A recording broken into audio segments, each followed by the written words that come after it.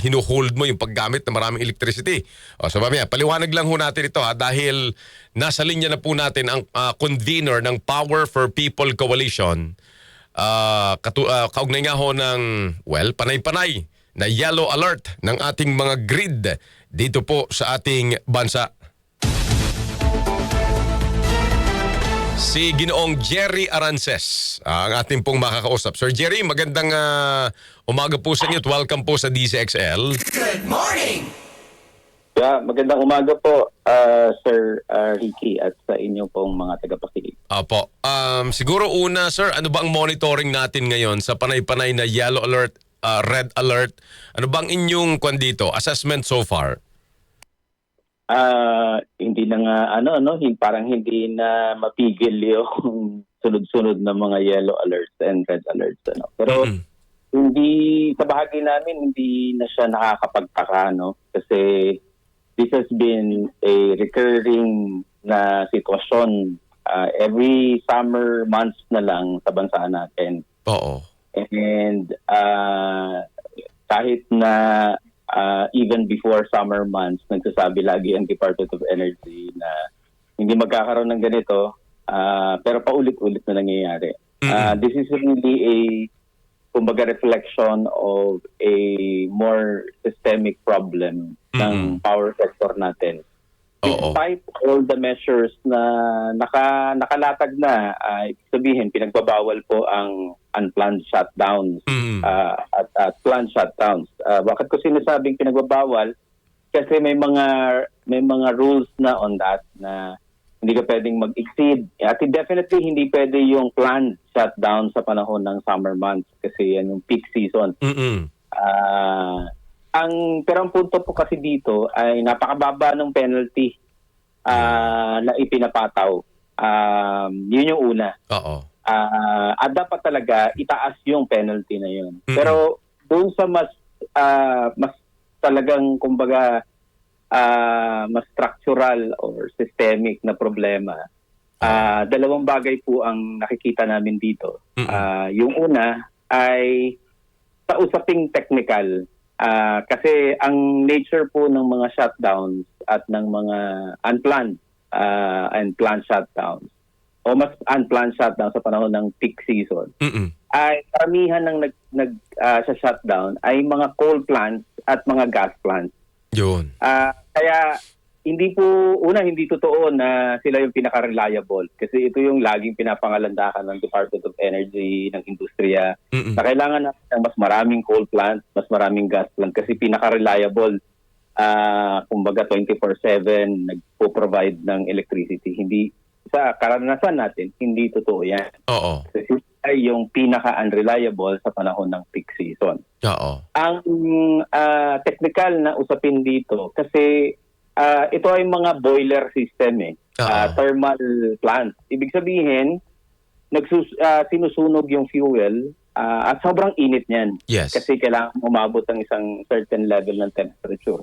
Pero dahil summer months, ibig sabihin panahon pa ng climate change, global warming, lalong umiinit talaga yun. So talagang kumbaga susceptible technically for problems na mag-fail siya. At kailangan niyang i-review talaga at silipin kung ito ba talaga yung source na kumbaga dapat nagre-rely tayo. Opo. And syempre,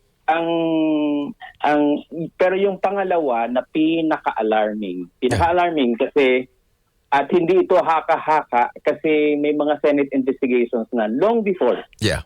At investigasyon dapat ang Department of Energy na nilalabas niya yung mga resolution at findings hinggil dito. At what were those findings? Ang findings po ay simple. Merong nagaganap na gaming. Ang sabi po ng Energy Regulatory Commission before sa Senate investigation hinggil dito. Kasi magtataka ka, bakit sabay-sabay?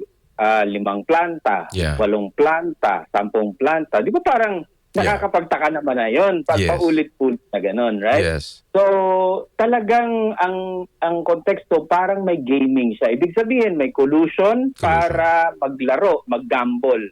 Bakit po gano'n? Kasi once mawala ang 8 planta, 10 planta, kumbaga bumibilang ng 3 gigawatts, 2.5 gigawatts, ang laki-laki ng mawawala. Ibig sabihin, yung mga power supply agreement na kontrata ng mga distribution utilities at electric cooperative na siguradong magsusupply.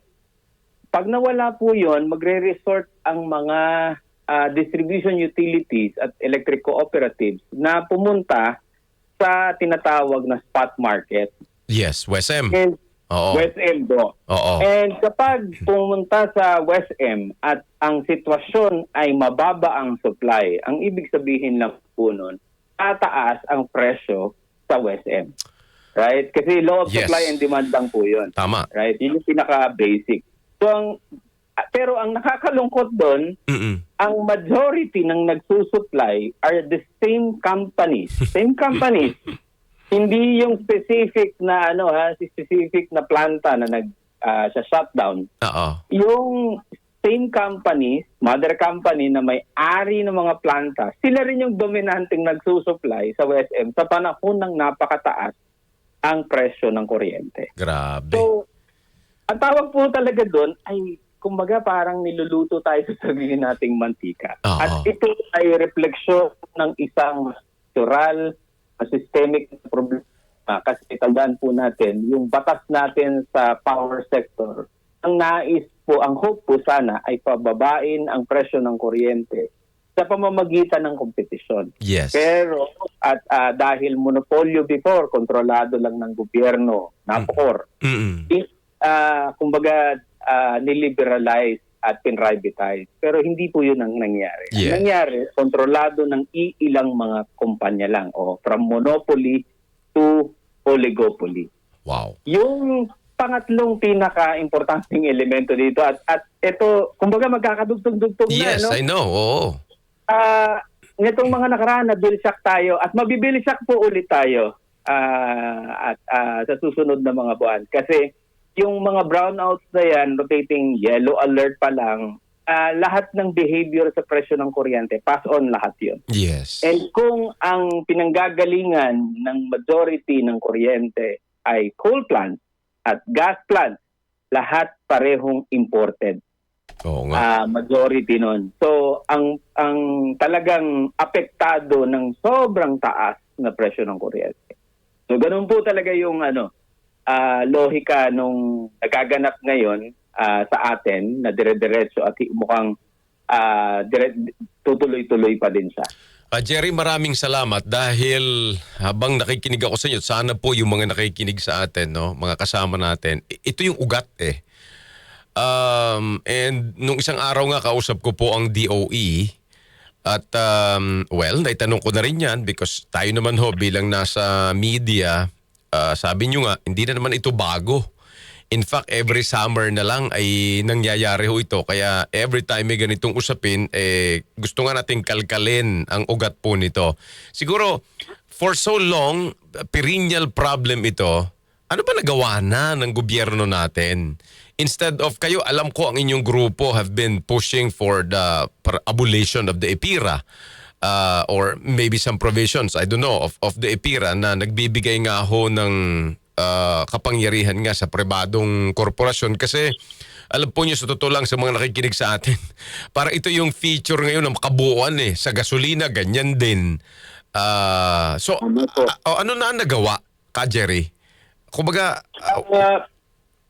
yung mga nagawa po, mas ito ay resulta ng kumbaga pagtutulak ng mga electric consumers at ng taong bayan. Kaya doon lang nagaganap yung mga pagbabago eh. Yes. And yun yung nakakalungkot kasi kahit na problematic yung batas, yung mga provision doon kumbaga mas makakabenepisyo tayo despite yung overall na problema ng batas na ang kinikilingan ay ang kita ng mga korporasyon instead of yung public service kasi public good kasi ang ang serbisyo ng kuryente kasi sobrang dami ng gumagamit.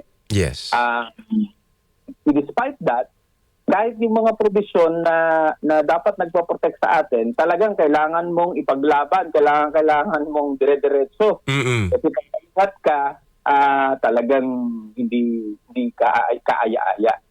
So, may mga provision po na mga binago, pero yun na nga, hindi pa rin sumasapat. Tulad dito sa usapin ng yellow and red alert. Opo. Pinaas yung, ibig sabihin, pinakonte yung araw na pwede kang mag-unplanned shutdown. Yun yung mga ilang features. Tapos pinagbawal na ang unplanned shutdown sa panahon ng peak season. Pinaikli yung, kumbaga yung tinatawag na, medyo technical po ito, yung rolling period na pwedeng mag-intervene ang Energy Regulatory Commission. Ibig sabihin, pag dire-diretso na yung behavior ay pataas ng pataas, yung presyo ng kuryente sa WestM, pwede nang intervene ang ERC at gobyerno para i-cap yung presyo ng kuryente. Kumbaga, isang magandang, reflection. Kasi dati 5 araw hihintayin. Kumbaga parang papanoorin, titingnan kung paano tataas. Pero alam naman na tataas talaga yun. Tataas talaga, oo. At mula 5 araw, ginawang 3 araw. Pero 3 araw pa rin po yun. 3 araw na dire-diretso. Minsan umaabot po na mahigit 80 plus pesos per kilowatt hour. Lahat yun pass on sa atin. Yeah. Itong nakaraan, 30 plus pesos per kilowatt hour. Tandaan po natin ang range ng presyuhan sa generation is around nag-average ng 5 pesos per kilowatt hour. So many folds ang tinataas. Tapos tayo talaga ang at the end papasa ng lahat ng yun. Kasi walang ka-risk-go yung mga nasa power industry. So marami namang measures po, yung pinagbawal na, yung walang competitive selection process. Pero lahat po yan, yung competitive selection process, yan po yung bidding. Dati kasi may nakakagawa ng hindi nagpapabid right? Pero sobrang dami pa din ng problema. So like for example, kaya importante itong mga bidding kasi ipinapaliwanag naman na dahil doon sa nangyaring bill shock na halos 50% ng pasan-pasan na pataas na presyo ng kuryente ng ating mga kababayan ay galing sa generation charge, right? Yes. Oh. At kaya once ma-resolve yan, ma-shift talaga natin yung source of electricity from imported na coal at gas, at majority dyan yung dalawa, and then to some extent oil. Ang oil naman mas doon sa transport sector na imported, ma-shift natin from fossil fuel to renewable energy na domestic, na libre. Kasi ang renewable energy, libre po yan eh. Ang kailangan mo lang paglaanan ng pondo ay yung infrastructure na in the long run ay talagang mas, kumbaga, kaaya-aya at mas malaki ang benepisyo sa hindi na sa taong bayan, sa ekonomiya natin. Right. So, yun po talaga yung pinaka solution. At the longer that we delay it, the further the agony ng bayan sa sobrang mahal ng presyo ng kuryente. So, meron to, pero kailangan ang ako po ang tatanungin sa assessment ko, laging kailangan pang magsampa ng kaso ng taong bayan. Totoo naman. Opo. At saka yung alternative energy kasi, well, it calls for another full discussion. Parang wala pa ring mga players, and these current players, kung anong meron tayo ngayon, siyempre, Jerry, hindi naman agad-agad yan lilipat sa alternative kasi andito na yung malaking tubo nila eh. Bakit ka naman... Ay, Diyos ko. Ay, nako. Siguro sa simpleng pananalita, mga kasama na nakikinig po sa atin. Kasi kung tutuusin yung mga detalye, sa totoo lang, pagka po ito ay pumuputok na mga usapin, ala na kwenta eh. Kasi tatanungin mo, ang DOE, sasabihin naman sa'yo, pinagpapaliwanag. And then mamaya sasabihin, technical din yung paliwanag ko na explanation. Kasi dito ka, Jerry, sa pinapaliwanag yung nakikinig ako maigi, very critical dito yung planned and unplanned shutdown. Kasi ngayon, Tama it po. seems to me, nung nakausap ko po ang DOE, ang talagang rason ay maraming planta ang hindi nag-operate. Kaya for yung simpleng tanong na bakit hindi ba kasama sa kontrata 'yan? 'Di ba? Tama po. Tama po. Pero yun nga po, ang teacher po talaga dyan, nag-unplanned shutdown sila. Yun Yun nga. yung bawal. Right. Dapat talaga ay pinipenalize ng mataas. Ang problema po talaga ay at mercy tayo. Kaya at the end of the day, ang kailangan po talaga natin gawin sa pinakadulo ng lahat ay baguhin na yung batas mismo. Right. Kasi yun yung nagpo-provide ng policy framework at detalye. At makukuha naman natin doon sa sinabi ni bagong chair ng ERC, no, ni Chair Juan ng ERC na at the end of the day wala po talaga tayong magagawa, sabi niya, kasi nasa batas po yun eh. Pero bagamat tama siya na dapat baguhin talaga yung batas kasi yun lang yung nag-guide. At the end of the day, meron po tayong ibinigay na emergency powers. Right. Okay? Sa Pangulo natin at nasa crisis po tayo. Yes. Hindi naman po pwede na status quo tayo. Kasi bugbog sarado na ang taong bayan. Yes. Tila baga ang gusto ata ng ating mga policy makers, decision makers, ay magalsa na lang ang taong bayan kasi parang parang dire-diretso yung burden natin at talagang parang nakadapa na tayo. Sasabihan tayo, wala ka nang magagawa sa pagkadapa mo. Diyan ka na lang muna. Diyan ka na lang muna. So, parang ang hirap sa lohika nun. Kaya ka nga nagbigay ng emergency powers. Inallow natin yun. Kasi sa totoo lang po, meron pong capability ang gobyerno kasi may tinatawag sa legal na lingwahe na police power ang gobyerno. Kapag nakasaalang-alang ang kalagayan ng majority ng taong bayan. Ibig sabihin yung public good. Kailangan mag-intervene doon ang gobyerno kasi responsibilidad niya yun eh.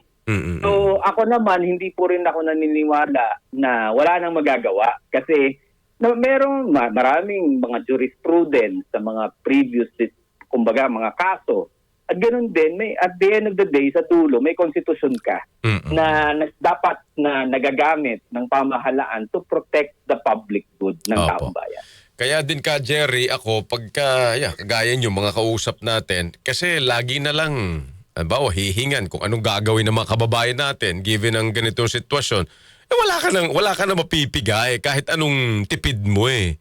Kumbaga hindi naman pwedeng hindi ka maggagamit ng kuryente, hindi ka naman pwedeng hindi magi-electric fan. Siguro fine na lang ka, Jerry. So ngayon, mainit na ho, papainit pa ang panahon, may banta pa ng Super El Nino sinasabi. Anong prediction nyo ngayon? Given na kahit paulit-ulit ho ito, mas magiging malala ba sa tingin niyo sa tagal nyo na sa power industry sector, itong kondisyon natin sa susunod na mga buwan? Ang pinakasasabihin ko po talaga dyan is kayang pigilan ang yellow and red alert. We've seen many kumbaga scenarios na ganun. Pag panahon po ng eleksyon, nawawala po and red alert. Bakit po? Kasi minamandato, sinisecure at nauobliga ang mga korporasyon. Kasi alam naman po natin na yung mga ilang padrino ng mga tumatakbo ay mga nasa korporasyon din. Right? Yes. So, sinisecure nila yun. Ibig sabihin, kaya pong gawin yun. At kailangan yung police powers ay i-ensure ng gobyerno yun na nagagamit niya. Kasi sobra-sobra na, dapan-dapa na ang taong bayan.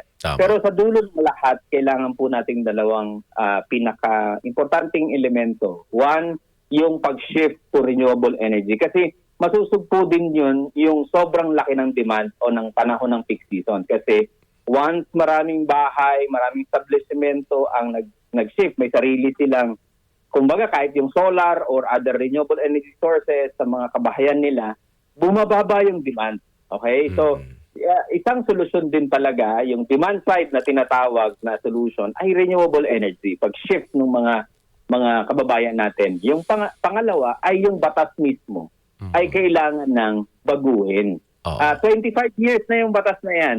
Oo. Kaya dapat lang at talagang tagtag ng failure. You're yung batas talking na of yan. IPIRA, ka Jerry, no? Itira po, dapat lang last state of the nation natin, sa punta na naman tayong SONA, right? Kumbaga, i-assess na natin na 1 year after sa midterm, sinabi ni President BBM na mahal ang kuryente ng bansa natin. Tigla walang nangyayari, hindi na-address, tuloy-tuloy lang ang pagtaas. Kailangan na talaga yun. At yung shift to renewable energy. Ka Jerry, napakaliwanag as always. Sa palagay ko, kung nakikinig yung mga kababayan nating karaniwang tao, talaga hong klarong-klaro. Nakikinig din ako sa inyo. As always, sir, salamat sa oras mo at sa paliwanag. Maraming salamat din po, Sir Ricky. Yes, sir. Thank you. Mabuhay ka. Ginoong Jerry Arances, convener, Power for People Coalition. Ang atin pong nakausap na nagatid sa ating orasan. Uy, 8:30 na. DCXL